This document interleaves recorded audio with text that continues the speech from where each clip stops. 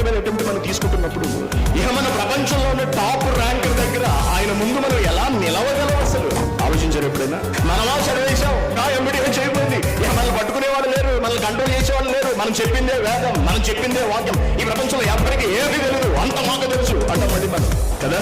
కానీ మన బ్రతుకు దగ్గరకు వచ్చినప్పటికీ, మన ఆలోచనల దగ్గరకు వచ్చినప్పటికీ, మన హృదయం దగ్గరకు వచ్చినప్పటికీ, మన శరీరం దగ్గరకు వచ్చినప్పటికీ నేర్చుకున్న వాక్యంతో ఎక్కడ సరిపడట్లేదు. కారణం ఏంటంటే మనల్ని మనం ఎప్పుడూ పరిశీలించి పరీక్షించుకుని చూసుకోలేదు. ఒకసారి చూద్దాం, మనం ఒక లిస్ట్ బయటికి తీద్దాం. ఈ లిస్ట్ లో మనం ఎన్ని సాధించామో టిక్ పెట్టుకుంటూ పెడదాం. మనలో ఏమున్నవి ఏమి లేవు, ఏమున్నవి ఏమి లేవు. యేసుక్రీస్తు గారే చెప్పారు ఆ లిస్టు. ఆ లిస్టు దగ్గరికి వెళదాం ఒకసారి. మార్క్స్ వార్త 7వ అధ్యాయం 20వ వచనం. మనుషుని అపవిత్రపరచును, లోపల నుంచి బయటకు వచ్చేది మనిషిని అపవిత్రపరిచేస్తుంది. లోపల నుండి అనగా మనుషుల హృదయములలో నుండి దురాలోచన 1, జారత్వము 2, దొంగతనములు 3, నరహత్యలు 4, వ్యభిచారాలు 5, లోభములు 6, చెడుతనములు 7, కృత్రిమము 8, కామ వికారము 9, అత్సరము 10, దూషణ 11, అహంభావము 12, అవివేకము 13.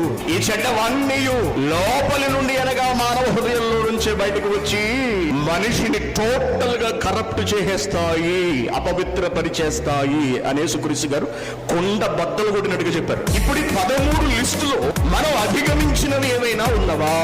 దీనిలో నేను సక్సెస్, నాలో ఇది లేదు, నాలో ఇది లేదు, నాలో ఇది లేదు, నాలో ఇది లేదు. ఆయన లిస్టు తీస్తారు బయటికి రేపొద్దుట.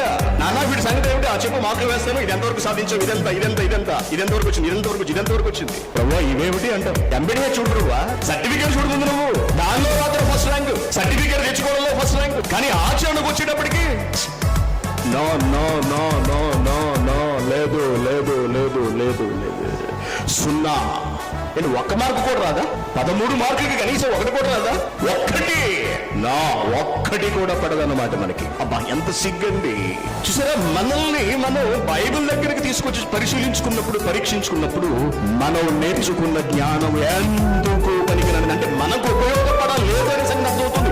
జ్ఞానంలో లోపం ఉందని కాదు, నేర్చుకున్న దానిలో లోపం ఉందని కాదు, నేర్చుకున్న దాన్ని ఇంప్లిమెంట్ చేయడంలో మనం విఫలమవుతున్నాము అనే సంగతి మనకు బయటపడిపోతుంది. జ్ఞానాన్ని నేర్చేసుకుంటున్నాం మనం, కానీ ఆచరణలో ఏమీ కనిపించట్లేదు. అటువంటిప్పుడు నీకు ఆ జ్ఞానం ఎంతవరకు ఉపయోగపడింది? ఎంతవరకు నువ్వు దాన్ని సద్వినియోగపరచగలుగుతున్నావు? ఎంతవరకు ఆచరణలో పెట్టగలుగుతున్నావు? లేదు. 1 రాకుండా ఆపగలుగుతున్నావా? ఒక్కటి ప్రభువా నేను దీన్ని సమాధి చేసేశాను చెప్పగలరా? ఎవరన్నా దీన్ని నేను సమాధి చేసేశాను చెప్పగలవా? ఒక్క ఆజ్ఞను, ఒక్కదానిని. ఎలా వచ్చేస్తుందండి వరలోకం? ఈటి